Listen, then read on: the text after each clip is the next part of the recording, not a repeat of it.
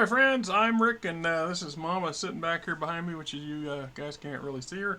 And this is, hey, Chapter 12, and we're still continuing. So, one of those things that cropped up that I wanted to get addressed in this cycle was to start looking at trying to repair the components.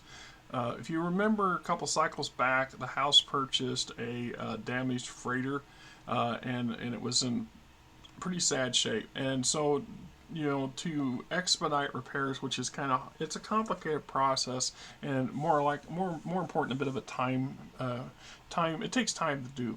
So it was just simpler to break down and dismantle the ship into its various components that need repaired, and then reassemble a new ship from the components and any new components that I purchased as events and traffic allows. So in this case, I went ahead and did my research and shit on this. Excuse me. So the hull for the hull one for this ship was 69% damaged. So if you figure that 69% of the ship hull is more or less scrap iron or missing altogether. So what we're trying to do is basically rebuild a brand new hull starting with what's left. Now, some people would say, well, what's the point? We just junk it and build a brand new one. And we can do that. Our exchange, our house's shipyard will allow us to build and here comes that sun again, trying to bleach out everything. I guess it's not going to make any difference. So anyway, you can do that. And it takes time. It takes time and resources, and of course you'll need 100% of the resources required to build that hull one. Now our house has all the Tech 1 blueprints, so this is well within our ability to fix and or to build from scratch. So in this case, any kind of repairs of this nature are taking place off of the assembly line.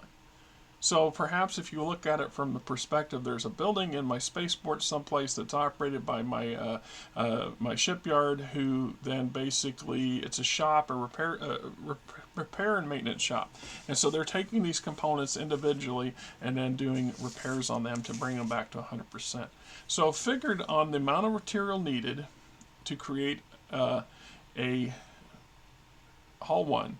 And then I talk at times 69%, which gives us the bare minimum needed for the material. So in this case, I need 5.5 tons of construction material. So I'm going to go look in my exchange and see if I have surplus enough for that.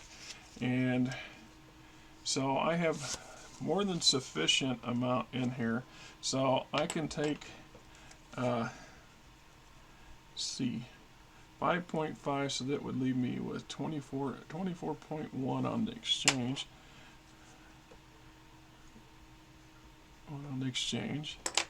And this is now met. Now I move to hardware, HA, and it says I need to have 2.1 tons, and I have more than that, more than sufficient in the warehouse, so that would bring me down to 26.4.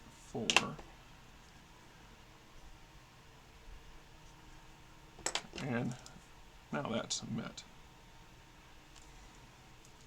Next would be heavy steel. Now heavy steel is I don't have a heavy foundry yet, so we're still out on heavy steel.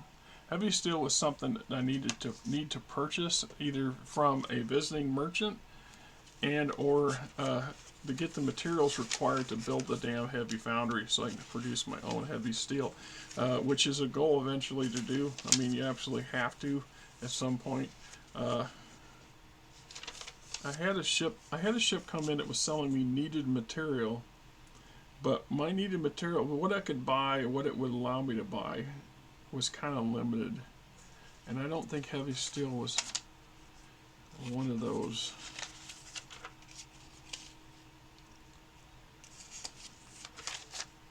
Yeah, I'm pretty sure.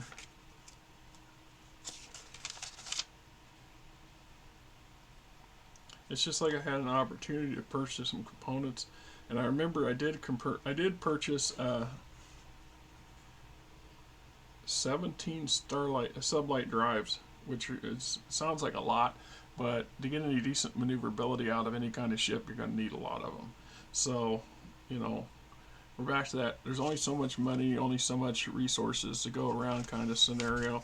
And that's really in the earlier days. So ship cargo, yeah.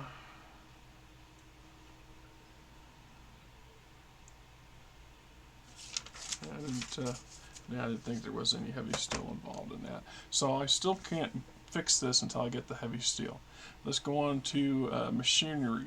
Machinery is, and I have some in the surplus, and it needs 1.4, so 5.6 on the exchange.